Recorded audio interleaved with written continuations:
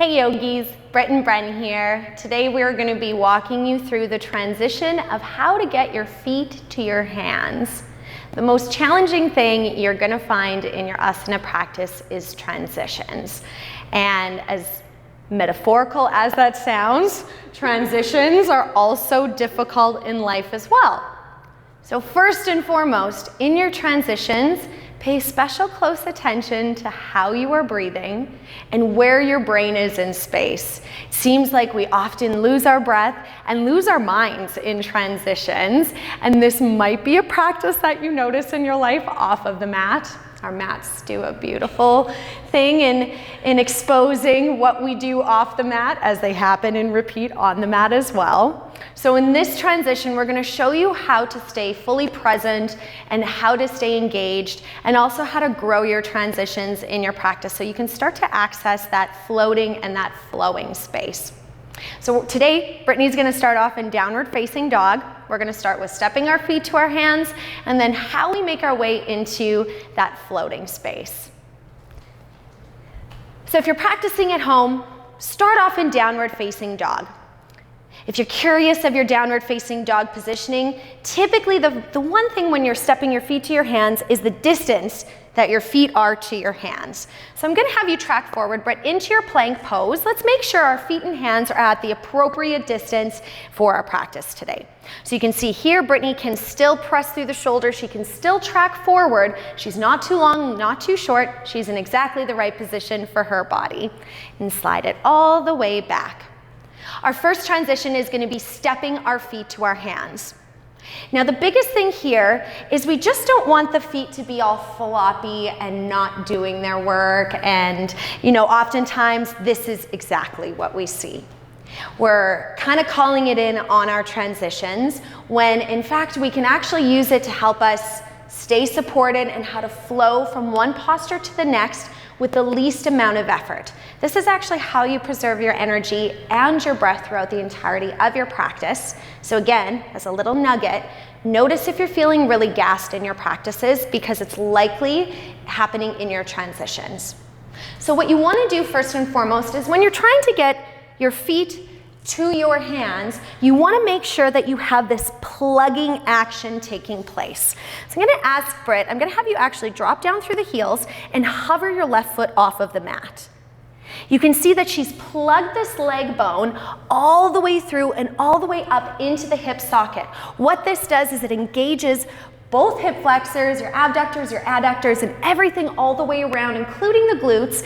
It reminds the core to turn back on. And now you have your hips and your core doing the work to take your foot all the way to your hands. So I'm gonna have you bend your knees, rise up to your toes. There you go. And I'm gonna have you bend this knee, just this one. There you go. And hover this foot, bring it up and off.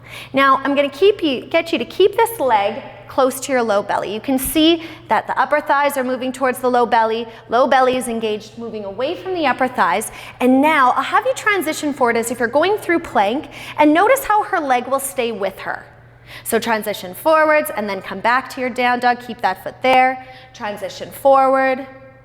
Notice how her leg isn't moving, and back. Now for this transition, take that step forward. Excellent. And then bring the other foot all the way in and up.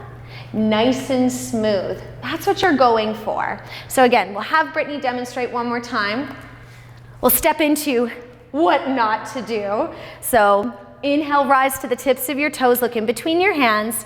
Exhale, take your feet to your hands. Notice how everything is relaxed and disengaged. Instead, try and keep your transitions engaged. I'll take you back to your down dog. Inhale, rise up to the tips of your toes, look in between your hands. On your exhale, draw your left upper thigh towards your low belly and start to transition, step forward. Excellent. And step the other foot in. Almost like she's moving through honey, nice and slow, nice and spacious. It gives her lots of space and time to breathe as well, so she isn't holding her breath when she's making those transitions. Most of your transitions are taking place on the exhale, so make sure that you can hear yourself exhaling and you're using the duration of your exhale for your transition. And the reason why we say this is because it'll give you more space and more engagement as you start to hop your feet to your hands.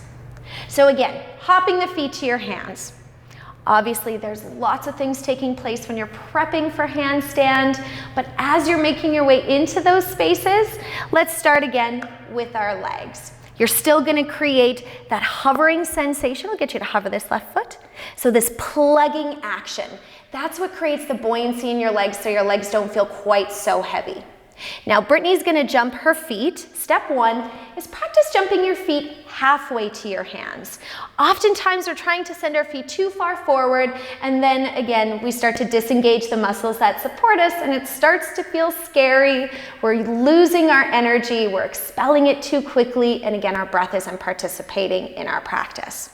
So we wanna keep it nice and soft. We wanna keep it light as possible. So you want to be plugging those leg bones into the hip sockets.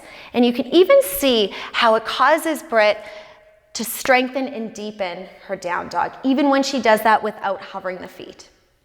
Now we're going to take reference to our hands as well here, because if you are going to be hopping, you do want to make sure that your hands are located in the proper down dog position. Biggest thing here, yogis, is make sure that you are shrugging your shoulders. Also, ladies, your center of gravity is in your hips. So really reach your hips up, really shrug those shoulders and be mindful as to how much weight you're tracking forward because your center of gravity lives here, not in your chest. So you do want to be able to use that center of gravity, that core strength to help get your feet to your hands. Let's make the transition. So Brittany has shrugged her shoulders as much as she can. She's trembling. Whew, she's hot, she's on fire. On your inhale, please rise to the tips of your toes. Look in between your hands. Now broaden through the shoulder blades. Excellent. She's still shrugging those arms upwards towards the ears as if she's pressing something overhead. Then on your exhale, bend those knees, pause. Look at how close her upper thighs are to her low belly. Just like that same transition before when she was stepping her feet forward. You're actually repeating what you did in the last transition to stack on top and take it one step further in this next transition. So the inhale sets you up to look where you're going. On your exhale, knees bend, hips up, float your feet halfway to your hands. That's it. I'll get you to step back. Yeah, wiggle it out. Get the hairs off. Beautiful. So really, all Brit's looking to do is just get those feet halfway to her hands, and she's trying to plug those leg bones into the hip sockets as much as she can. What this does, yogis, is it creates that buoyancy, that lightness as if you're moving through honey. Let's do it one more time. Inhale, rise up to the tips of your toes. Feel like you're hugging your inner thighs in. Sit bones are lifted nice and long through the back body. On your next exhale, bend the knees, hips up, float, feet to hands.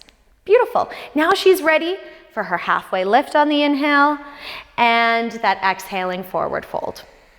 All right. Let's take it a little bit further. We recommend that you play in the first and the second transition until you feel like the squirrelies and the scaries and the, oh my gosh, I'm gonna die feelings start to dissipate before hopping your feet past that halfway point. I'd even suggest, imagine that you have a block or even use a block, something to elevate the ground so that you have something to practice hopping up and over. This will just help to increase that awareness in plugging those leg bones into the hip sockets. Now, when we're floating our feet to our hands, another thing that is nice to do is create another point of contact as to where your feet are. So for this transition, we're actually going to step our feet together for it. Excellent. This way, Brit can squeeze those inner thighs in. She can really plug those leg bones into the hip sockets, and she's already set up in those shoulders. Now I'm going to have you track forward a little bit just to feel what the weight is in your hands. Lots of times we're just not taking enough weight into the hands, and we're just not sending our weight enough forward when we go to make those transitions. So make sure you know what it feels like to have the weight in your hands so that as the hips go up, Those hands are really gripping and supporting your foundation.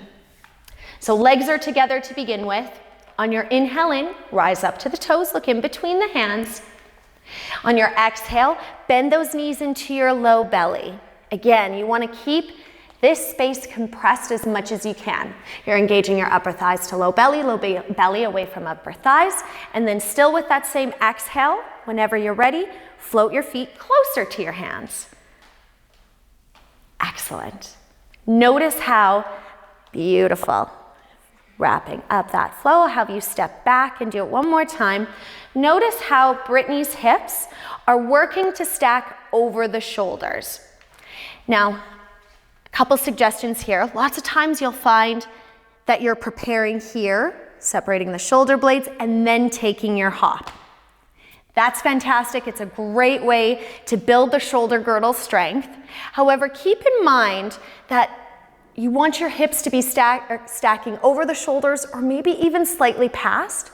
So if your chest is too far forward to begin with, now you have to have two opposing motions, your chest moving in the opposite direction of your hips, to then be able to stack hips, shoulders, hands. So in this demonstration, all we're asking is in this transition, when you're beginning, is try and take shoulders to stack over wrists, hips to stack over shoulders, wrists. This way, everything's moving in one line all together instead of this pendulum-like motion. So this is why we're keeping Brittany's shoulders just a little bit further back from her wrists. We're gonna step our feet to touch. Inhale, rise up to the tips of the toes. Look in between the hands. Firmly press, grip the mat. Exhale, knees bend, hips up.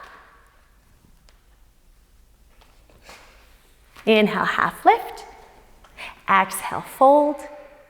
And this is your setup, moving through, stepping forward, floating forward. It takes time, yogis. Be patient with it. Take all of the options that you possibly can. And as a recommendation, try different variations of how to enter these postures. Ladies, your bodies are stacked a little bit differently than men's. Gentlemen, you may find that there's other ways that you can hop into this posture with a little bit more ease than how we demonstrated today. But this is variation. Keep practicing, enjoy, and work on those presses.